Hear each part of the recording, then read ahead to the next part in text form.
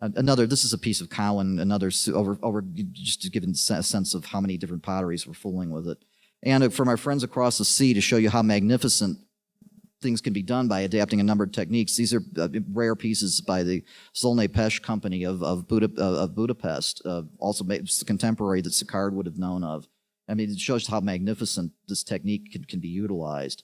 Okay, oxblood glaze. Holy grail of glazes for potters at the time. Reds, yellows, very difficult to do. The Chinese oxblood glaze is one of those lost arts that had been made for centuries. The Chinese alone had the secret to make this true, rich, high-temperature red, and nobody in the West knew how to do it.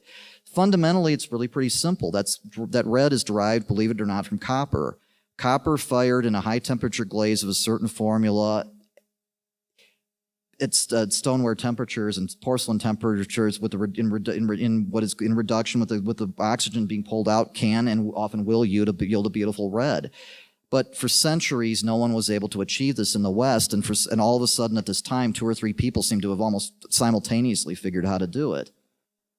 I threw a couple of these in here to give a sense of other aspects of it. This is actually a piece of Pewabic pottery from about the 1920s, and this is a uranium glazed piece.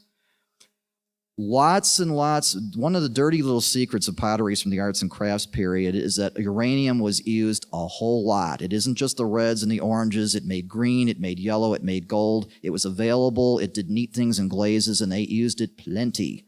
It's not ever going to hurt you. It's not going to burn a hole through your shelf. You're not going to get a terrible disease by having it. It was dangerous for the people who were using it to use. But colorants in a glaze, like uranium in this case, you're talking about 1 part of unrefined uranium in 100. A glaze batch expressed as 100 grams. The amount of uranium in here might have been half a gram. But it yields a lot of interesting colors, and people were using it. It's actually, uranium is more dangerous, from what my understanding is, and no, I don't use it, no, I don't have it, and no, I never will. I'm told that there's still supplies of uranium out in backs of old chemistry labs and schools and stuff. And I think any potter that would use it is foolish beyond measure. Uranium is actually a really nasty heavy metal like mercury, and leaving aside its radioactivity, it's very, very toxic. So it's something that's best avoided, despite the fact that it's beautiful. But it was used a lot in that time period.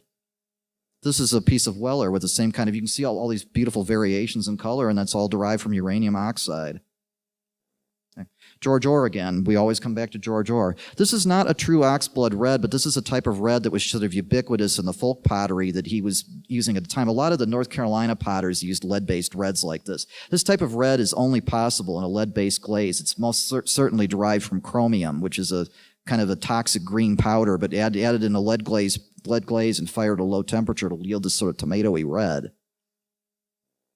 This is a piece of Hugh Robertson pottery. If anybody, he really is the unsung, ultimately unappreciated genius of the arts and crafts era. He was so passionate about his work that sadly he actually expired at an early age because of exposure to pottery chemicals. He is probably, without debate, even thinking of the European potteries working contemporaneously.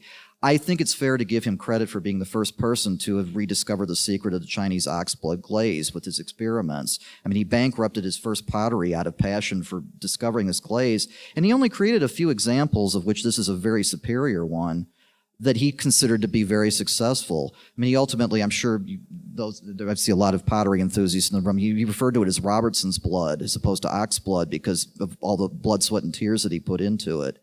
And I actually find his glazes much more beautiful and modulated than the Chinese glazes that he was trying to emulate. He actually often found a way to surpass the masters. This sort of iridescent quality of the glazes is unique to his work. The Europeans doing it didn't seem to have found a way to achieve it, and the Chinese never did.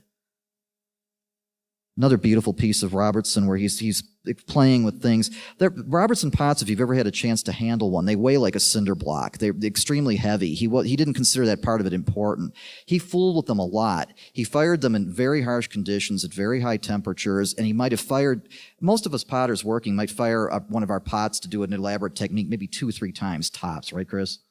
You know, the more times you put something in the kiln, the more possibility it is that it's going to break or crack or fall apart in the process. From what I can understand, Robertson often fired his pieces 15, 20 times. You know, that takes serious commitment, especially with kilns at that time that were not, where the fuel was being provided by like lamp gas. I can't imagine how much work these were to make.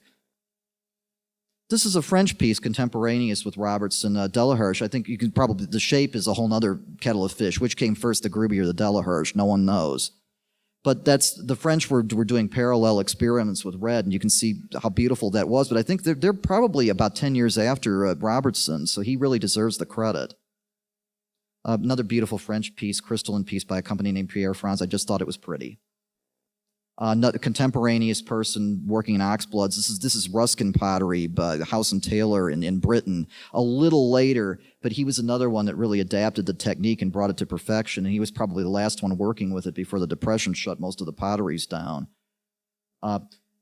Like the Lusters, every pottery worth its salt wanted to have some kind of red glaze to prove that they could do it, and this is no exception. This is a piece of very rare Rookwood Bailey's red that they made a few experimental pieces of, decided it was too expensive to fool with, but they had to prove that they could do it because they were Rookwood. Mary Louise McLaughlin. I show this piece because she's always sort of at the beginning, where everything seems to sort of begin with her, and she made. This is a piece of Losanti porcelain, her personal sort of backyard pottery. I show this image because of the interesting variation from green to red. That glaze is all the same. There are not two glazes on there. That's one glaze, but it's how the firing atmosphere took it. That green will turn to red in a reduction atmosphere. It just happened to be fired too close to the wall in the kiln or something, so it didn't turn out a uniform red. And I think it's actually prettier as a consequence. But there are only a few trace chemicals in there, but the red is wholly a result of how it was fired, not what's actually in the glaze.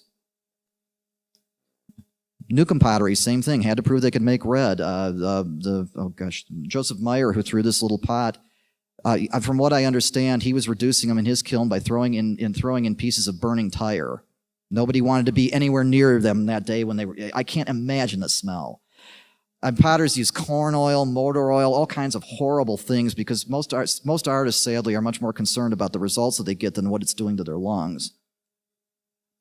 This is in the same family. This is a piece of Fulper. It's not exactly an oxblood glaze. This is Fulper's Ashes of Roses glaze, which technically is probably a much more difficult glaze to accomplish. It's in the same reduction family of stuff, and at the time, the Fulper company considered this an incredible technical achievement, and this piece would have sold for hundreds of dollars. Sadly, people don't like pink pottery anymore, and even though these are much more precious than the red ones, they bring nothing in the market. I can't quite understand it.